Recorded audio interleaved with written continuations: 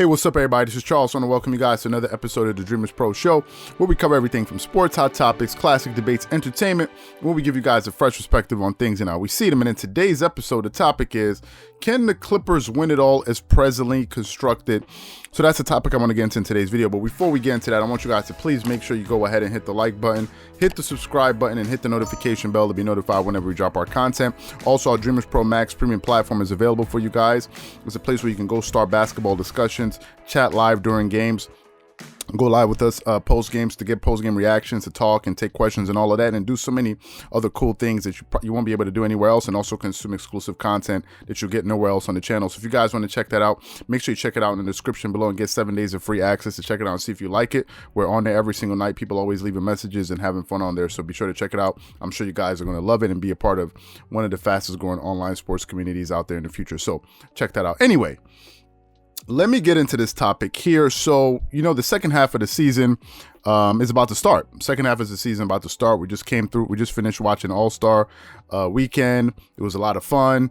Although the slam dunk contest was boring as hell, I think the most interesting thing about the All-Star weekend was Stephen Curry and Damian Lillard shooting. I think that was the most incredible part about that weekend. I think these guys were the main storylines of All-Star weekend. We did something on that. We covered that a little bit. But anyway, back to the Clippers. So the Clippers, if I had to give them a grade for the first half of the season, this is before the All-Star break, I'm going to give the Clippers a B-. Okay, I'm giving them a B-. They were good at stretches, but because of their inconsistent play and injuries, it made them have a bad grade and a bad record in the month of February. For the first 2 months of the season, the Clippers looked pretty good. Going into the season, we had a lot of questions about them, especially about their mental toughness, them giving up leads in games. Those are one of the things we were looking at in the first half of the season. And in the first half of the season, they were getting leads on teams, and they were beating those teams. Think of the Denver Nuggets, think of the Lakers.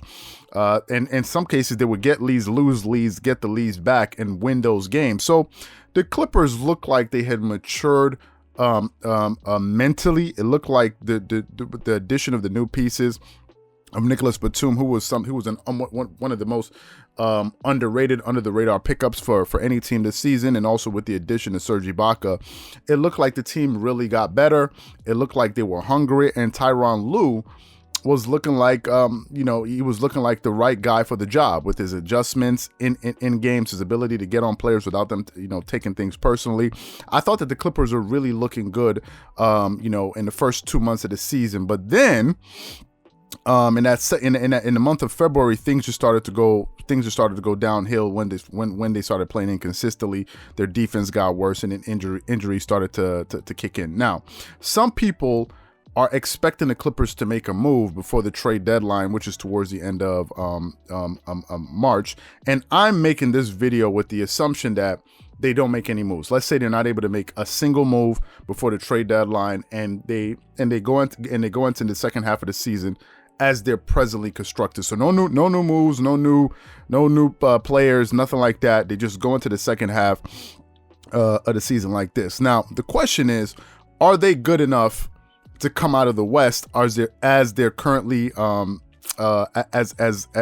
constructed? Well, that's a multi-layered question. First of all, the question is the West going to stay the same? Are other teams going to remain the same? Now, if any of the other teams in the Western Conference don't make any earth-shattering moves, then I think my answer is yes. But a few things need to happen in order for the Clippers to realistically come out of the Western Conference. So those are the things I want to break down to you, and I have a laundry list of things here. First of all, players need to be healthy. Their players need to be healthy, and they need to play the remaining games together. In the first half of the season, their starters combined to miss a total. I did the calculation myself. They missed about a total of 35 games, a combined 35 games. Patrick Beverley missed 10 games. Paul George missed 10 games. Kawhi Leonard missed 8 games, if I'm not mistaken. Nicholas Batum missed, I think, 2 games. Serge Ibaka missed a game. Those are a lot of games for your starting 5 to miss. Last year, one of the issues the Clippers had was they weren't able to get enough reps together. I think this season, in the first half, in the first 2 months, they were playing a lot of games together, but then the injuries started compiling. And I think these guys need to play more games together. So one of the things that needs to happen is guys need to stay healthy and play more games together. Now, obviously, you can't control injuries. Injuries can happen to anyone at any time. You can't control that. But my only thing is, if guys can play, they should play. No more, sitting it out. If a guy has a sore elbow, sitting in, guys need to get reps to they need to play together, because let's just be honest. If the goal is to get guys 100% healthy for the entire season, including the playoffs, that's just not a realistic outcome to expect. When teams are in the playoffs and then going through different rounds, players are injured, and players are usually playing banged up. They're either physically battered or psychologically exhausted throughout the playoffs. I was watching the Last Dance documentary or docuseries, and Michael Jordan and these guys were talking about, man, we were just mentally fatigued. And every single night, you just had to conjure up your energy and mental focus to go out there and win. So if these medical staff are waiting for these players to be 100% healthy all the time, I think that's a unrealistic expectation to have for the team. Another thing that needs to happen, assuming they don't make any moves and the field stays the same or relatively the same, the Clippers need to improve their defense. There's just no two ways around it. The Lakers play better defense than the Clippers. I'm talking about team defense. They play overall better team defense, and they're able to hold opponents to a lower PPG per game. Opponents are not scoring. Opponents' points per game are much lower. I think they're around 105, 104 to the Clippers 108, 109. That's way too many points, right? And given the fact that the Clippers are not scoring 120 plus points, if you put yourself in a scenario where if you can't get a decent differential between teams that you're playing against, then many nights, if the ball bounces one way or the other, you're going to lose those games. A lot of those games are going to be a toss-up. So I think the Clippers really need to improve their defense. And now that I'm talking about defense, let me just stay on this point for a second, because I want to belabor a point to you guys. Guys, let's think about this. Do y'all know that the Clippers starting five, I think at least 4 of them, have made an all-defensive team? Think about this for a second. And some of them, 3 of them have made multiple first or at least one all-first NBA defensive team. Patrick Beverley has made an all-first NBA defensive team. Kawhi Leonard has 2 defensive player of the years. That's even more impressive than even making it to an all-first defensive team. Paul George has made it to an all-first defensive team, and he's made 2 first defensive teams and 2 second, if I'm not mistaken. I think maybe it's Kawhi, but I know he's made an all-first defensive team. You have Serge Ibaka, who's led the league in shot blocks 3 times, and Nicholas Batum, when he was a younger guy, he was a great defender.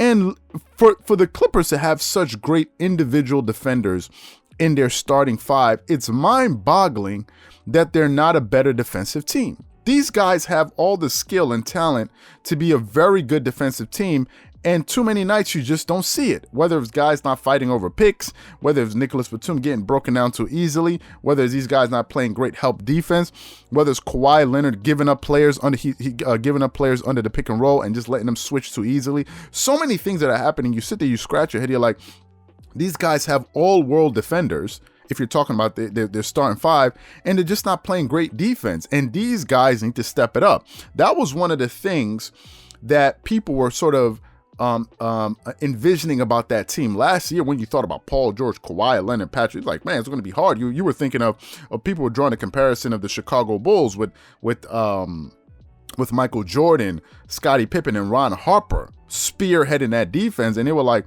when they used to go to a full court press, it used to be hard for teams to be able to get the ball past half court. Like, that team was a defensive juggernaut. One of the games that they won in the NBA Finals, they still have the record for holding an NBA team to 54 points in a game. I think that is the record.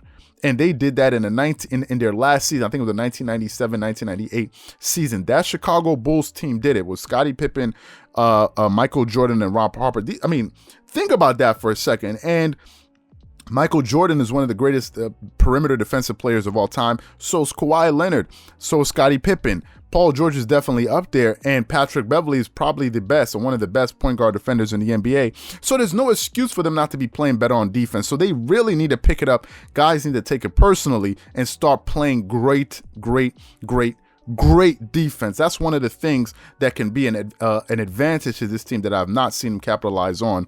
So that's also important. And I expect a lot more. I expect much better play from these guys from the defensive side of the floor. Another thing that they need to improve, otherwise they're not going to win the title. They're going to have a second round exit. I promise you. Is they need to work on their late game execution. As I said before, and I've said in many videos, Kawhi this season has been one of the worst clutch players. I mean, big time clutch players in the clutch. These are games between within 5 points in the last 4 minutes of a game. Kawhi Leonard has been horrendous. Like, let's just call a spade a spade. He's not been good enough. A player that caliber, you need to be better. You need to be better, and I expect them to be better, and they need to be better if they expect to come out of the Western Conference, because it's going to be a dogfight. The Lakers ain't giving up jack. The Jazz, no matter what people say, they feel disrespected. They're going to want to have a point to prove. The Phoenix Suns believe like they can make some noise this year.